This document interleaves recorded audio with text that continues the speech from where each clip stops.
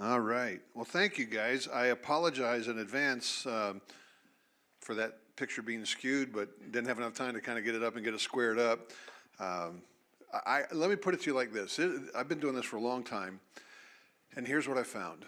When good things are happening, you're going to get these little things that are just going to be, and especially for somebody like me, because I am, to my detriment, a perfectionist. I want things to go smooth, not because I'm caring about how I look. I want the Lord to look good. And so when I come out and I put something out that I feel like isn't the quality that it should be, it's not about me, it's about making him look good. And so Satan knows how to push my buttons. And here's what I've learned over the years. I've been around a lot of ministries, big ministries. You go in and the worship leader before service starts, dude's a knothead, right? Just a nasty dude. And then when worship starts, ooh, ooh, ooh. And I'm like, bro, that's a show. I am who I am when this happens. How I respond here. You know, this is who I am at my core. So to me, we go to plan B. Doesn't work, we go to plan C. You make it happen. Satan has no foothold. See ya. We're moving, all right? So here we go. I know why we're not recording this talk is because both of these talks that I'm doing this morning is probably only the second time that I've given either one of them. So they're brand new talks. What did I do? Oh, you are recording. Great. So now you get to see how bad it really is, okay? I've not done these talks a lot. They're new ones. I've written books and stuff on it, but it's not like a presentation. And there's a very major difference between spoken and written word. You know that. So we're going to jump into it. Now, before I get into this, I don't know. How many have not been to a session this time? Have not been. Okay, one of you. So the rest of you, you've already been to one, but I'm going to say it again. Get your sophomore, junior, senior high schooler to Ankeny, Iowa this summer to one of our classes. We teach creation apologetics, critical thinking at Faith Baptist Bible College, 3-credit-hour transferable course, so you don't have to go to Faith in the future. Room and board covered, the whole works. So most of you have heard that, but I have to stress this because I love this time. This is where it's real, you know? Because right now I'm like a butterfly. Boom, I'm here, then I'm gone. When you get 5 days, and we're talking 6-7 hours a day, and then afterwards, I don't disappear. Now we're going to go out and play disc golf together. We're going to sit and just talk. It's like, that's when you get to really do some discipleship. And I'm at this stage in my ministry now that I feel like that's what I have to do. The butterfly thing is cool. It helps me keep going. But in the big scheme of things, I got to start pouring in more one-on-one type stuff. So I'm going to push that class everywhere I go because I want that time, okay? So, by the way, how many have ever seen any of our debunked videos? Almost every hand should go up if you've heard me speak on this because I've done one. I've got a brand new one. Would you like to see it? That was lame. Would you like to see it? This one came out this last Monday, all right? It's called Science Disproves God. Really, we're going to debunk that claim. So the one person that hasn't heard me speak, put your seatbelt on. It's fast, okay? The rest of you know what you're in for.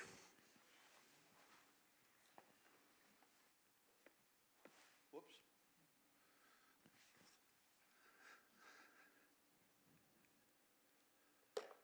Interesting.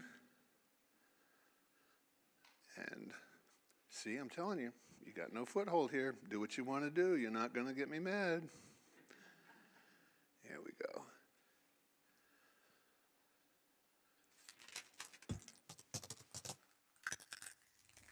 She blinded me with science. Science. That's the big word these days, isn't it? Science says this, science proves that. Science has all the answers. Science will one day explain everything. Science disproves God. Well, first of all, science doesn't say anything. Scientists do, which means a person has to interpret data or evidence. But hey, I know what people generally mean when they say science says, so I'll go along with it for the sake of simplicity. But let's at least make sure that when we say science, we're talking about the same thing. Pop over to thedictionary.com, circa 2022, you'll get these definitions. 1, a branch of knowledge or study dealing with a body of facts or truths systematically arranged and showing the operation of general laws. 2, systematic knowledge of the physical or material world gained through observation and experimentation. Okay, I'll accept those if you will. Makes sense, sounds good. But notice 2 things here. 1, showing the operation of general laws means the general laws must already be here to show. And observation and experimentation both require preconditions of intelligibility. What, you say? Intelli, huh?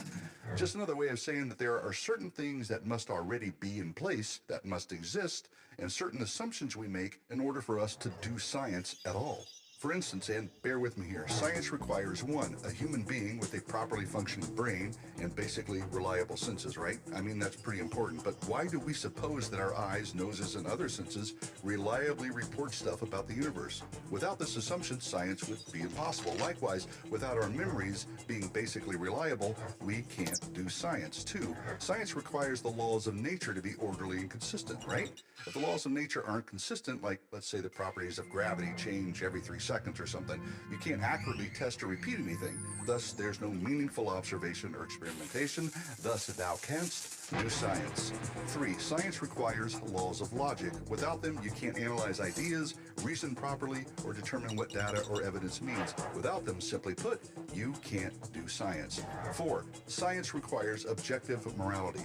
If you are in any way tempted to let greed, power, prestige, fame, or whatever alter the truth or get in the way of honest observation, experimentation, or truthful recording, then science would be a mess. Yet, why you ought to be truthful, why you ought to record data accurately, must be a virtue that exists before you can do meaningful science. Hey, look, simple fact is this. Without just these 4 preconditions, and there are others, there is no quote-unquote science, period.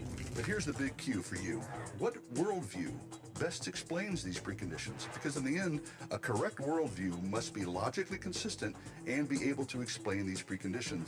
And there's only one that does. Follow along and dig what I dish out. Genesis 1:26 through 27, Romans 1:20, and Psalm 139:14 declare an all-knowing, all-powerful God made us in his image, and that we are fearfully and wonderfully made. This is why our senses are basically reliable. Jeremiah 33:25 and Colossians 1:17 declare he established his covenant with day and night in the fixed order of heaven and earth, and that he is before all things, and in him all things hold together. This is why the universe is orderly and consistent.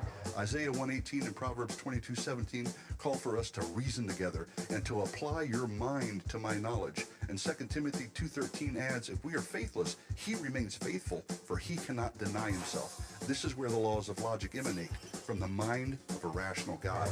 In Titus 1:2 it says, in hope of eternal life, which God, who never lies, promised before the ages began. This is where objective morality flows from, the very nature of God, who cannot be inconsistent, deny himself, or lie. These are the non-arbitrary reasons Bible believers provide for the preconditions of intelligibility. Now, on atheism, on materialism, on evolutionism, if that's a word, how are these accounted for? How does accidental non-life produce life, let alone life with reliable senses? How does chaos cause order? How can laws of logic exist in a strictly material world? How do random mutations make morality? See, they really don't have logical, consistent answers. In fact, as Dr. Jason Lyle asserts, the logical prerequisites for knowledge, which most people take for granted, are provided only in biblical creation and would be impossible in an evolutionary or atheistic universe. So, there it is, my quasi-qualified questioners, quickly quizzing quantitative qualified quizzes quite quietly. There's only one worldview that is rational, logical, and best accounts for the preconditions of intelligibility on which science depends, and that, my friends, is the biblical worldview. So, this here notion, this here idea that science has somehow disproved God has been, like poetry in motion, debunked. Adios. So, most of you have already heard how you can become a debunked defender and get them before I release them to the general public, right? Those of you that haven't, get with me, I'll tell you how to do it. But go to your app store if you want to get our debunked videos, and all you have to search for is RFORH. And you'll see the app. It's free. And it's not just debunked on there. It's ours. There's 2 TV shows that are on there, 28 minutes and 58-minute shows. There's a lot of stuff, and it's all free. I want you to have tools, okay? So put it to use. But today we came to talk about the March of Progress. Are you guys familiar with that, March of Progress? You know what it really is pertaining to? It's pertaining to the original chart showing ape-like ancestor that slowly, gradually, over time became human. That's the March of Progress. And so we're going to start off in Scripture here. It says this in John. It says, John 8:31 to 32. So Jesus said to the Jews who had believed him, if you, now this is kind of a key thing, there is a responsibility on our side. We have to be engaged. Our faith is not something that we can just not be involved in. If you what? Abide in my word. We have to abide in his word. That means we have to know his word, which means we have to study his word and be obedient to it. You are truly my disciples, and you will know the truth, and the truth will set you free. So what is the truth when it comes to this? Well, science has proven slow gradual processes, ape-like ancestor, turned to human. What's the truth? Well, God gives us a completely and totally different history. God said in the beginning, he created man in his image. That's where our value comes from. I said this to the young ladies in the school that I was at day before yesterday. I show a video.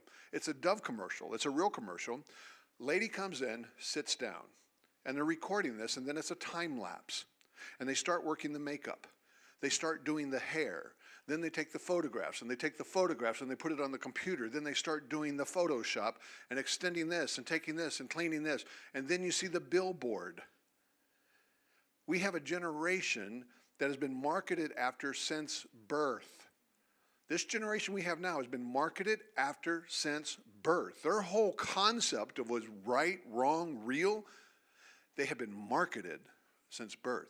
And most of them, think about it, how can you get to where America, the most Christian nation on the planet, quote unquote, 400,000+ churches can get to the stage where Christianity is invisible and we see what we see going on in the culture?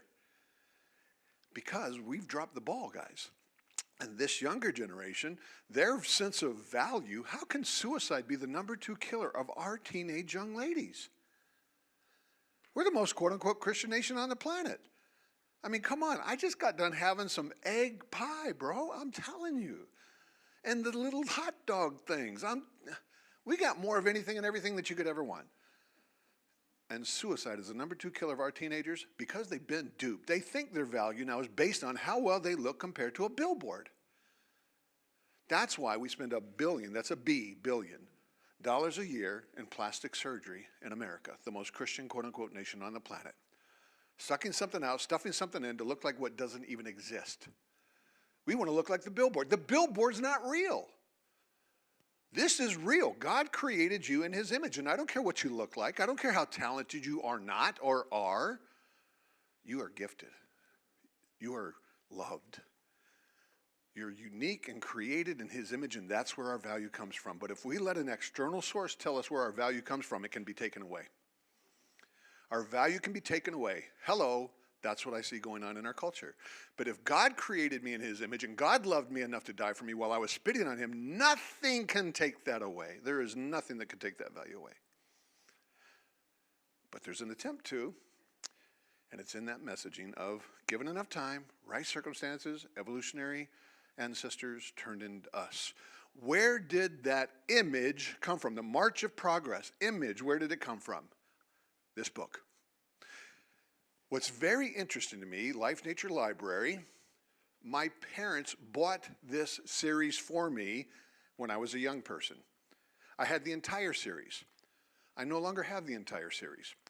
But 3 years ago, I'm now 62, 3 years ago, as we were just moving books around in my library, guess which book I found? I have had this book in my library since I was probably 9 years old, and I've never read it. I looked at the pictures because the pictures are cool, but this time I did more than that because I said, I can't believe it. I'm opening it up and I'm looking at the pictures, and there it is, the March of Progress. How many have seen this picture? This is the original. I guarantee you, if you're my age, right? You saw it in the science classroom because this was the poster that classrooms across this planet bought and put up on the walls. It was not, they didn't buy the book. They bought the poster. It was like 10 times more posters were bought than the book.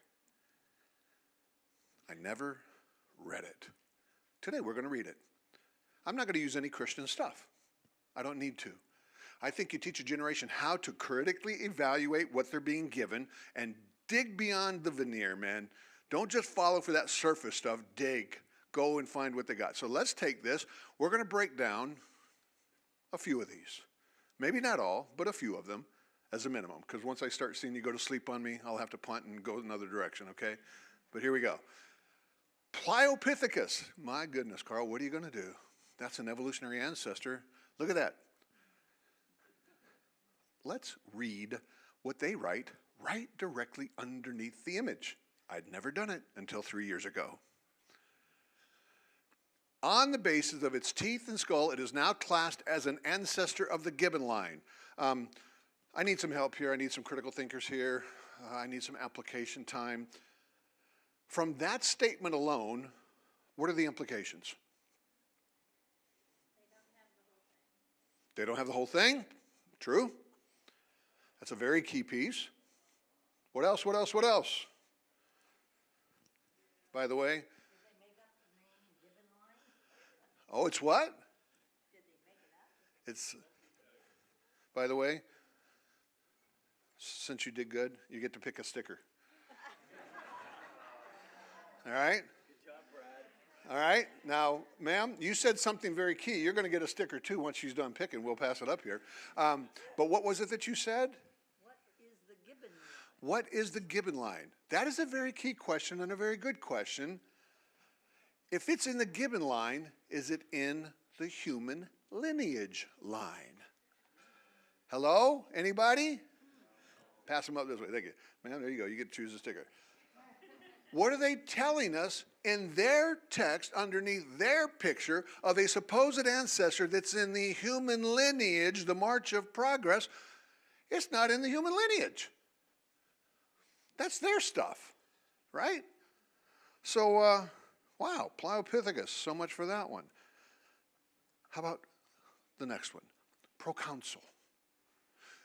Proconsul is considered to be a very early ape, the ancestor of the chimpanzee and perhaps of the gorilla. Hello, what are the implications? Somebody wants a free sticker. They're cool. Anybody? They were monkeys. That was you, Pastor? It was. Here you go. If it's in the chimpanzee and perhaps the gorilla lineage, is it in the human lineage? Then what's it doing on the family tree supposedly depicting human evolution? Thank you, sir. How about this one? Dryopithecus. Ooh, now we're in trouble. We're in trouble. Though its skeleton is tantalizingly incomplete, Dryopithecus can be fairly described from a few jaws and teeth. What are the implications? I just heard a bunch of mumbling. I didn't hear anything clear here, right? Give me some clear stuff so I can give somebody a sticker. It's what? It's an assumption. Pass it back to the man with the assumption. You better believe it's an assumption. And it's based on what? You're telling me from a few jaws and teeth, you know how something walked? Hello? I think you need a little bit more to know if something's walking upright or bent over than just jaws and teeth. Let's update it now. Let's bring it to the current, because if they didn't have anything really good in there, I kind of tried to look it up. So Dryopithecus, what is Dryopithecus? What if Dryopithecus, that looks like a little gorilla, really was a little gorilla that had already branched off from humans? It's not human. It's not in the human lineage. It had already branched off. It's called an evolutionary dead end. It never led to human beings. Why is it on the human evolution chart? I'm a simple man. I just wondered like these things. How about this next one? Come on now. Oreopithecus. Oh, I know. Some of you are like, come on, Carl. Oreopithecus is cool. But not this Oreopithecus. I'm not talking about that one, okay? I'm talking about the one that they got on there, okay? So let's take a look at it.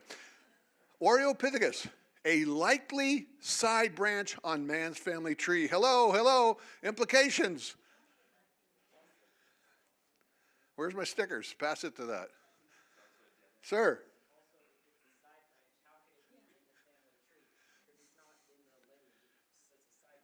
Pass the stickers to my man. If it's a side branch, it's not in the human. I know you're going to be sick of this, all right? Okay, Carl, we're done. We can go on to the next talk. That's essentially going to be the rest of the talk here. But you know why I do this? Is because I want this generation to see this is their stuff. I'm not making this up. Am I going to get in some creationist book back here? Oh, look at this creationist book they're making fun of. This is their stuff. Young person, if you want to walk away from the Lord Jesus Christ, this is what you're walking to. You think we have a bad position? This is their position. I'm not using Christian stuff. It goes on, it says this even down at the bottom, was clearly an aberrant ape. What does that mean? It shouldn't be in the chart. That's, I mean, number one, we could just put it like that. It shouldn't be in the chart, period. Let's give an update. Update. Oreopithecus fossils are poorly preserved and some of the bones are crushed, making it difficult to draw definitive conclusions. Then what is it doing on the chart? Sir?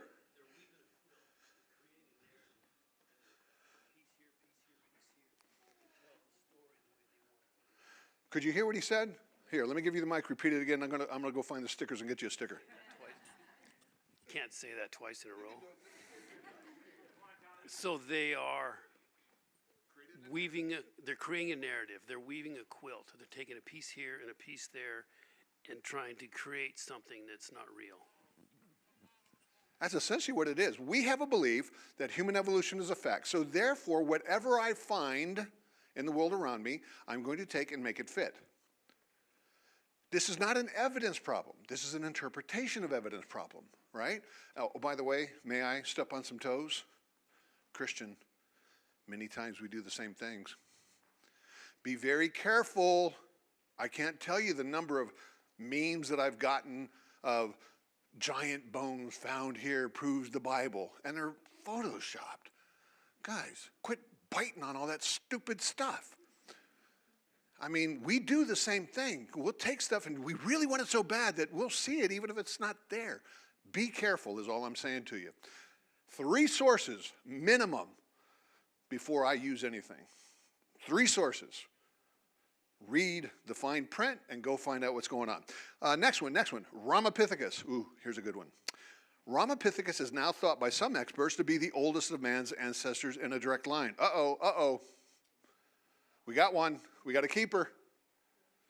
Let's keep reading.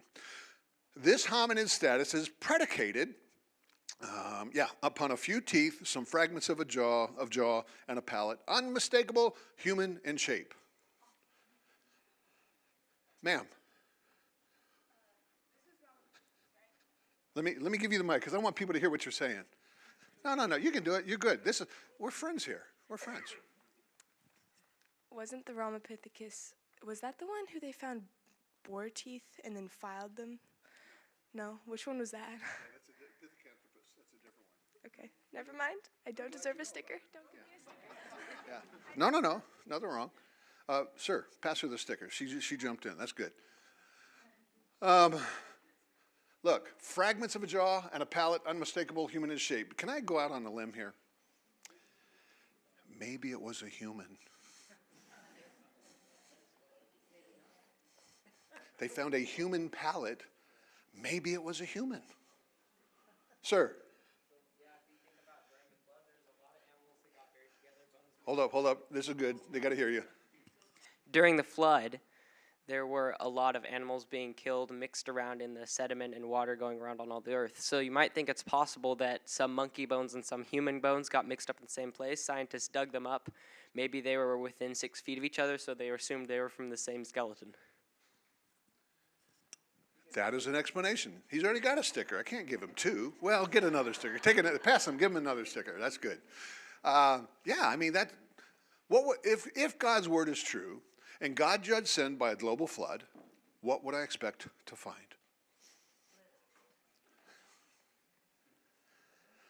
Okay, update. I need like some special to put into here. That might make it fun.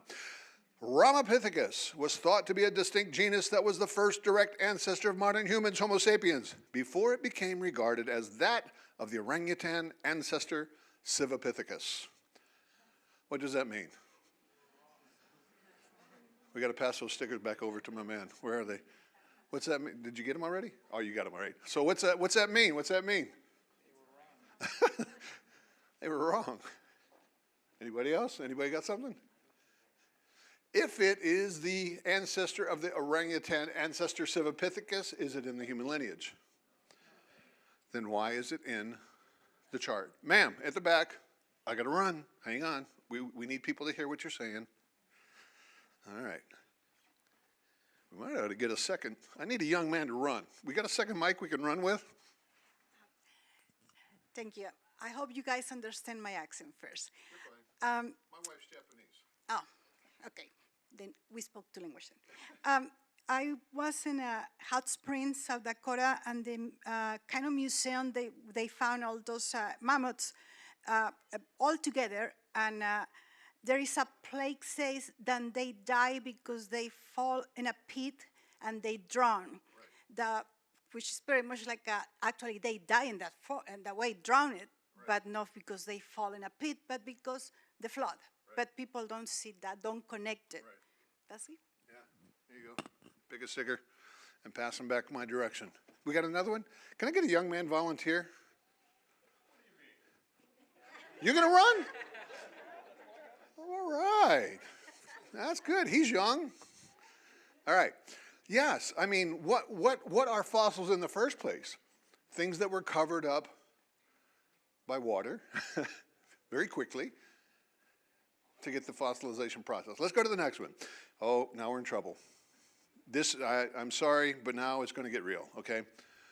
Australopithecus africanus. Now, this is a family name. The Australopithecines sounds big. All it means is southern ape, all right? That's all it means. So don't get intimidated. Ooh, Australopithecus africanus. There are various species. Now I'm having to add in, okay, because they didn't do this on the chart. So I'm having to bring in some other things. There's various species of Australopithecus. There's a bunch. Richard Dawkins uses this big time to mock and ridicule. Various species of Australopithecus. Why don't you go look at them? Oh, I did. The robust Australopithecines, I'm going to give you an update. Australopithecus africanus is not a human ancestor. Rather, Homo sapiens and Australopithecus africanus share a common ancestor. What's that mean? It's not in the human ancestry, even though it's in the chart. Okay? And that's the update. It doesn't have that on the original chart. But what do they say on the original chart? Take a look. Robust Australopithecines, he represents an evolutionary dead end in man's ancestry. What does that mean? It's not an ancestor. Why is he on the chart? Young man, right over there, that's the very back row. You got to make sure to say that in the mic because I want everybody to hear it. There you go. He proves that the whole chart is wrong. We haven't got through the whole chart yet. Give him a sticker. Give him a sticker. That's good. Robust Australopithecines. We need to take it a step further because there's a few of them. I mean, there really are. Australopithecus aethiopicus. Here's the evidence for aethiopicus. That's it. Don't wait for more. That's it. What can you know from that evidence? Can you know that it walked upright? Can you know that it was a human ancestor? What can you know from that skull right there? Give me somebody, give me somebody. It had two eyes. Very good. Give him a sticker. What else can you know? What else can you know? What was that? Star Trek. What else? What else? What can you know from that skull? You can know some good stuff. Give a hand so we can get you on mic because I want people to be able to hear. The skull is flat, so I would think that it would have walked on its four legs. The skull is flat. What do you mean flat? It looks the face? flat. Yeah. The face? Now that's a very interesting thing because humans look at our face. Pretty much straight up and down, right? Apes, you can tell an ape skull. Why? Because it looks like a ski slope. Okay?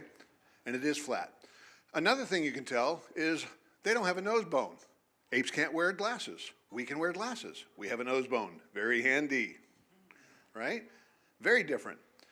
One more feature that you should pick out, sir. The mohawk. Come on, baby. He's radical.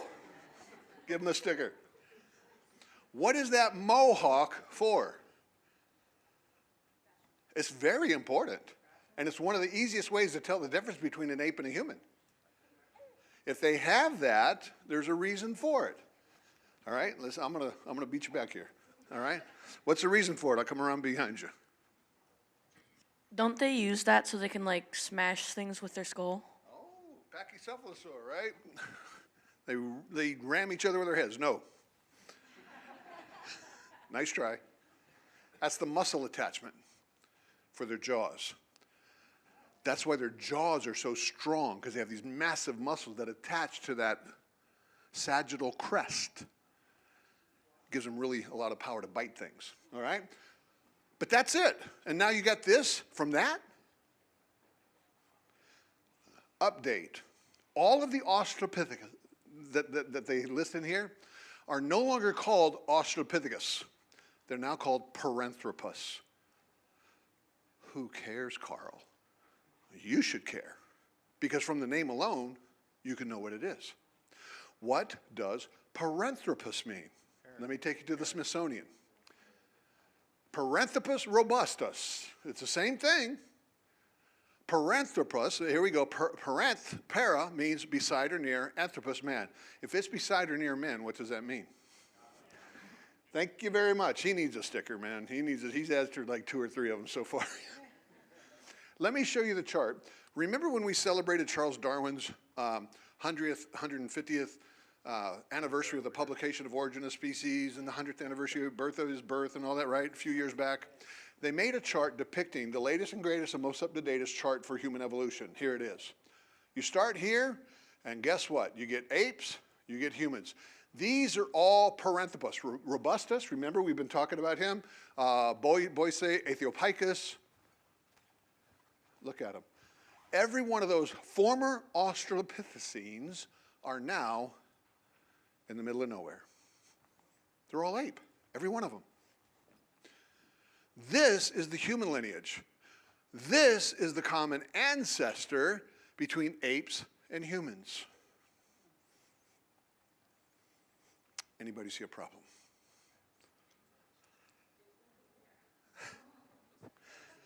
What was the big dog that used to be there?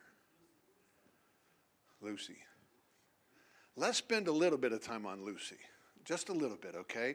Because this is still the most famous of all the supposed evolutionary ancestors. This is what they found, which, by the way, if you come with me to the Smithsonian, we do a 2-hour tour. We go through the Hall of Human Origins. We go through every one of the supposed ancestors. Here's what they found. Here's what we see. We're skipping the ones that had 17 bone fragments. Yeah, one of our ancestors had 17 bone fragments, 3 pieces of a jaw, a single skull that was crushed so flat, it was crushed flat, that they were like, it took them, I forget how many years now, to expand it back out. Another one, oh, this is a good one. When they found the pelvis, we know this thing walked upright because the pelvis looked human. Oh my goodness. The only problem is that when they found it, it looked like, quote, an Irish stew, unquote. It was so crushed and mutilated, it looked like an Irish stew, according to the guy that found it. He took 15 years to scan in all those tiny crushed pieces into a computer so he could reconstruct the hip, and when he did, can you believe it? It had a hip like a human and walked like a human. You got an Irish stew, bro. How do you know what it looked like? This is big. What are we going to do? Oh, she is so popular, she got a GIF, not just an image. A GIF on Google. Come on. You are big time when you get a GIF on Google, right? And the imagery that you'll see when you see them in textbooks and in the museums, it's very compelling. I mean, How can you argue with that? I mean, that is obviously an ape-like ancestor. I mean, from the neck up, I got to be honest, that's an ugly woman. I'm not lying. I'm just... $1 billion a year in plastic, she needs it. I'm going to just put it to you, okay? But from the neck down, looking mighty human. The only problem is that when she had a bad hair day, it was all over her body. That's not a good thing for a lady, okay? Like one of my dear friends, he wrestled as George the Animal Steele. Anybody remember him? Dear man, he became a Christian late in life. He and I became best friends. We did ministry together. Dude, when he died, check, this is a bunny trail. Most of you don't care. When he died, this is a true story. I didn't know that he had died until I was flipping through and I saw a video, and it was George the Animal Steele talking. And I said, hi, his name's Mr. Myers. I wonder what Mr. Myers got to say. Boom, I put it on. If you're watching this, I'm dead. And then he proceeded to give a testimony of what the Lord Jesus Christ had done in his life and everything. And I know where I'm at. Do you know where you're going? I was like blown out of water, man. But he wrestled, and his big gimmick was he had hair all over his body, and he dyed his tongue green. But that was cool. He wishes he had that much hair, right? Carl, that's obvious. Ape-like ancestor, looks ape, looks human. What are we going to do? We're going to look at the actual evidence. There it is. Now, point number one. Swiss scientists started studying the bones 40 years after they were released initially. They found something interesting out. She wasn't a she. She was a he. Lucy wasn't even female. Lucy was a male. It only took 40 years to figure that out. And the Swiss scientists that figured that out, this is what they wrote. They suggested a new name, and the name they suggested was Lucifer. I'm not joking, but when I read that, I said amen. Because that set of bones has been used more to lie to a couple of generations than any other set of bones. So I actually have a t-shirt. I do. Lucy was a dude. I do. I have that t-shirt. So anyway, point number two, Lucy was supposedly 40% complete, but that's not true. There's 206 bones in the adult human body as well as the adult ape body. If you want to start counting bones, you will not find 40%. You'll find 23 to 28% at the max, okay? Now, that's still really good compared to 17 bone fragments in a single skull. Why do you have to exaggerate your position? That is Satan's realm. Christian, let your yes be yes and your no, no. We don't need to blow things up, and we don't need that, all right? So they had 23 to 28%. But what did the evidence that they find actually support? Does it support that it's an ape-like ancestor or not? Well, I'm going to cut to the chase. We could spend a good 40 minutes on Lucy, but we won't. But let me just give you a couple of pieces, all right? They found 7 bone fragments for the skull for Lucy. When they reconstructed it, and you go to the Smithsonian, it's got human features in it. Phew, Carl, it's not totally ape, it's not totally human. I mean, come on.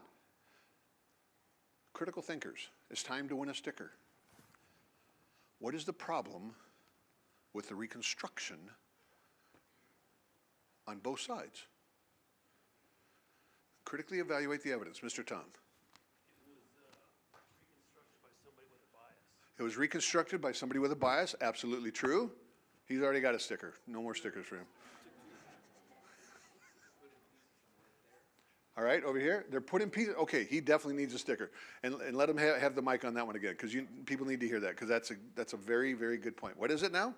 They filled in the pieces that weren't there. What do you mean? Point that out to people. Well, they have a lower jaw. Here, let me make you an official speaker. Take the laser pointer and do your pointing, bro. All right. It's cool. When you get your first laser pointer, you're an official speaker. I feel official.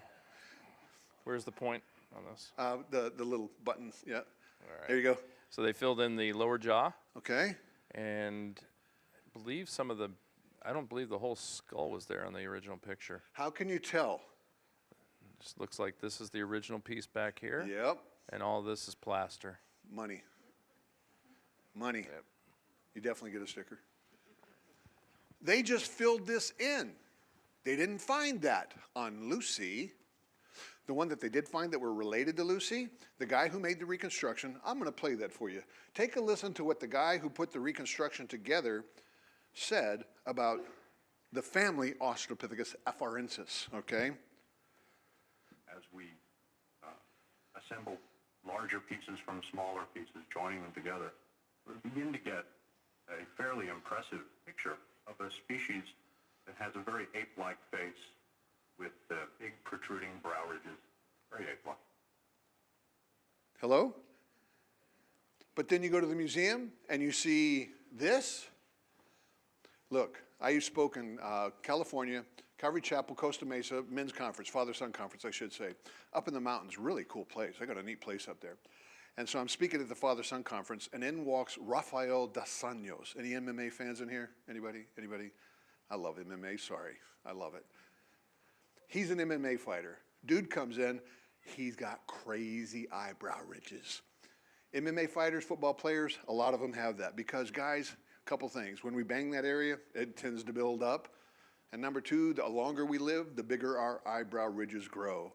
Sometimes it's not so cool being a guy, okay?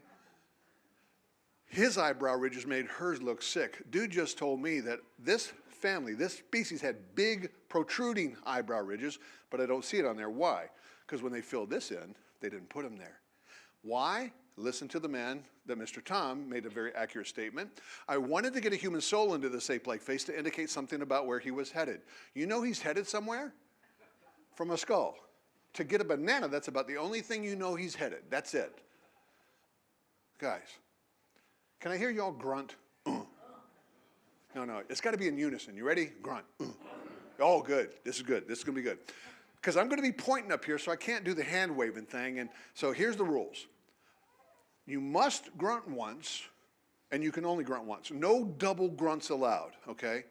So I'm going to put these skulls up on the screen here. I'm going to point to them individually, and I want you must grunt once, only once. I want you to grunt when I point to the skull that is the most ape-like. You ready? Most ape-like. Most ape-like.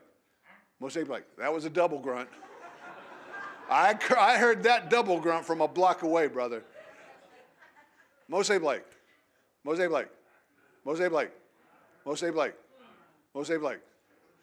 Ooh, I think he won. I think he won. Okay, now, most human-like. You ready? Most human-like. Most human-like. Most human-like. Most human-like. Most human-like. Most human-like. Most human-like. He wins. And you're all wrong.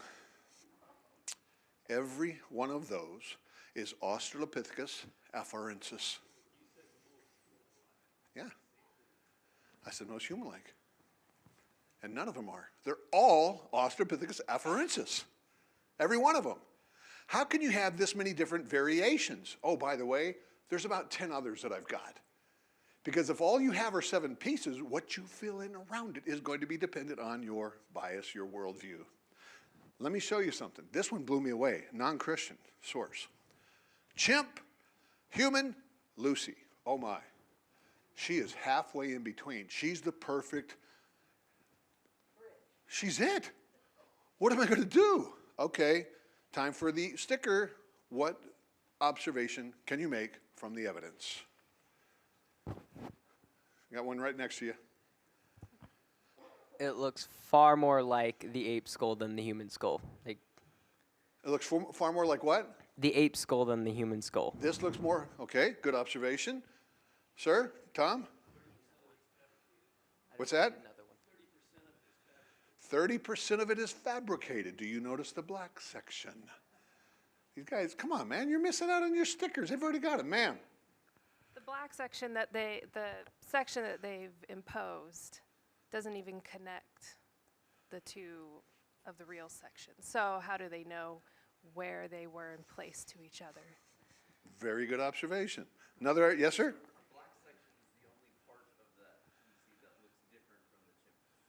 The black part's the only part that looks different from the chimp. In the far back right, Mr. Come on, man, give me your name. I'm so brain dead, I've forgotten. Brett Berry, what's it? Run? I see the shape of the skull, the human, is more rounded, probably because it has more room inside for the brain than the other two. You got to give her another sticker, bro. That is an excellent observation, because now watch this. Watch. That's my Bill Nye moment. Watch. We're going to get rid of this, first of all. Eyebrow ridges, big protruding eyebrow ridges, not.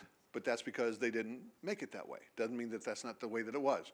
Let's get rid of the black section and take what we actually found, compare it to a chimp, compare it to a human.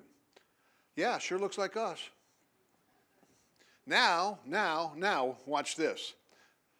What is the cranial capacity of a chimpanzee? Brain size. Anybody got a guess? If you get this, you get 2 stickers. Grapefruit. How many cc's? 400. All right? All to scale. This is 400 cc's. What is the cranial capacity of Lucy? Go out on a limb. It's sticker opportunity. Give me a hand. Sir. 300. Anybody else? 200. I got 2. I got to do it. I got to. 600. Nobody got the right one. Sir. What? What'd you say? 400. He gets a sticker. What's the cranial capacity of a human? What's that? 12 to 1400. It really depends. He gets a sticker. He gets a sticker because it is 1200 as well. It is. It's a range there, typically 12 to 1400. So now, you know what I'm going to do? I'm going to do something very nasty. Oh, thank you. I'm going to put all of these. This is the original picture. But now I'm going to put them to scale, their actual size.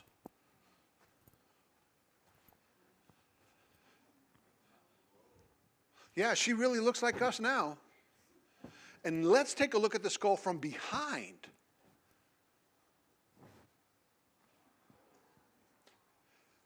You see, when you put all the artwork on it and you cover it up with your reconstruction, you're the magician, am I right?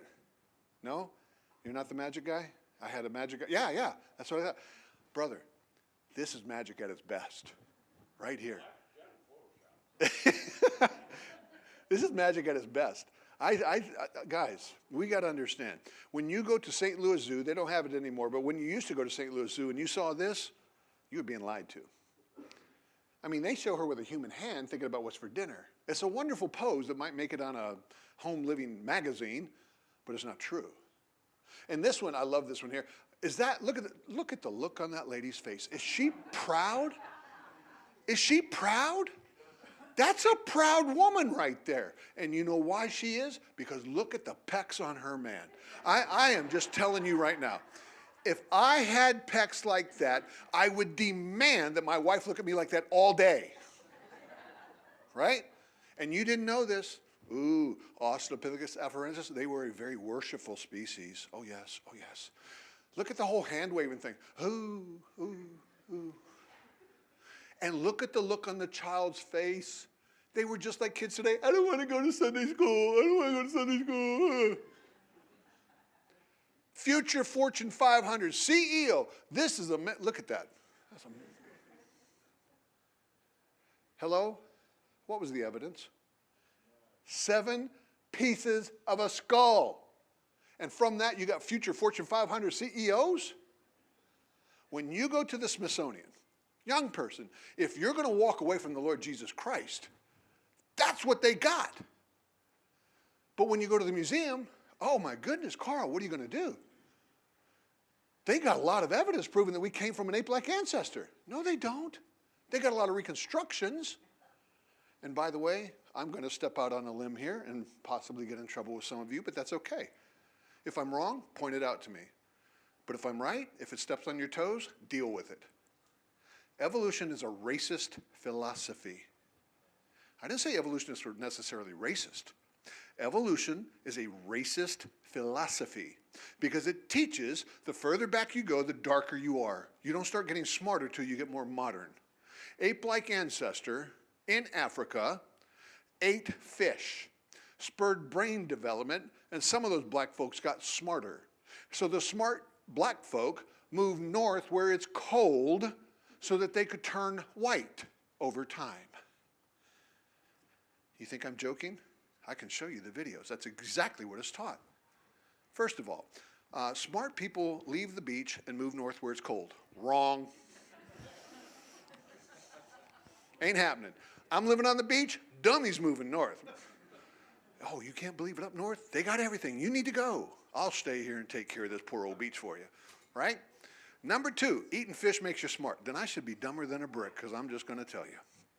When I eat, stab, cut, chew. If I got a spit bone, I want nothing to do with it. And my wife is Japanese, thank you very much. From Japan, thank you very much. And she likes fish. And I'm not talking just fish. I'm talking those little tiny nasty things where she's cooking those and I'm a block from the house and it's like she's cooking fish. I had to lay down the law. I am the man of the house. I wear the pants. She just tells me which ones to wear. You cannot cook that fish in the house. I sounded good. It didn't work. You think squeezing toothpaste in the end or the middle is a big deal? Try coming home and smelling that fish when you don't like fish. Guys. Stab, cut, chew. That's how you eat. Stab, cut, chew, right? Anyway. Notice something about these reconstructions. Do you notice the eyes? Oh, you saw, you were going to point that out? Go ahead, let them point it out. Human eye. Don't forget about what I said. What did you notice? All the reconstructions have human eyes. Oh, very good point. Do apes have whites around their eyes? No. They took a very ape-like skull, they put human eyeballs into it, and brother, we bought it. And today, remember our chart? Remember our chart celebrating the birth of Darwin and all that sort of a thing? Let's take a look one more time because I want you to see it again. This is Australopithecus afarensis, better known as Lucy. This is the missing link between apes and humans. Is Lucy the missing link? No. According to their chart, it is not in the human lineage. It's an evolutionary side end, a dead end. That's it. By the way, if any of you want this kind of information, I'm skipping a bunch of stuff. There's 2 ways you can get it. Number 1, Lucy Unlinked is a book that I put together, taking 5 features of Lucy, using secular sources, and fleshing it all out. How many of you downloaded our app? The rest of you, shame on you. Download it. Go to the bottom, it says merch. Carl, you're trying to sell me. No, I'm not. Hit merch, and when you hit merch, it's going to say free PDFs and booklets. Hit that, you will find this book and all of its information in there free of charge. Guys, I do my best to give everything away that we produce. I'm saying that genuinely, sincerely. So you can read it there. You want to buy a hard copy? I'll sell you one. But you can read it for free. This talk, this March of Progress, is a booklet that you can find on that merch, free PDFs and booklets, March of Progress, and it's laid out in a booklet format, and you can read it free of charge. I don't make hard copies of that, so sorry, you're going to have to get it there. Merch, merchandise, merch, M-E-R-C-H, yes ma'am. Thank you for asking.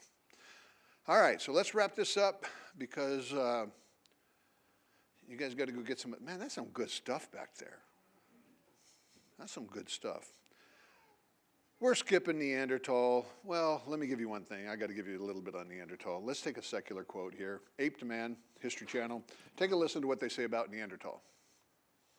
Neanderthal seems so promising when it's first presented. It seems like it's going to be the answer. But on closer inspection, it starts to fall apart.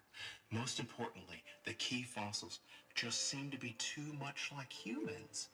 Neanderthal at best is a man with some ape qualities.